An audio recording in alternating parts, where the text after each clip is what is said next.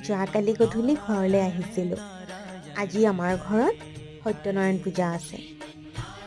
ৰাতিপুৱা সোনকালে গা পা ধুই উঠি গোটেই যোগাৰখিনি এফালৰ পৰা কৰি থলোঁ। এনেদৰে যোগাৰখিনি যদি কৰি থওঁ, পুৰোহিত আহিলে তেওঁৰ বাবেই সুবিধা হয়। সোনকালে পূজাভাগ আৰম্ভ কৰিব পাৰে। আৰু মায়ে এনেদৰে দুৱাৰমুখত আমৰ পাত লগাবলৈ দিলে।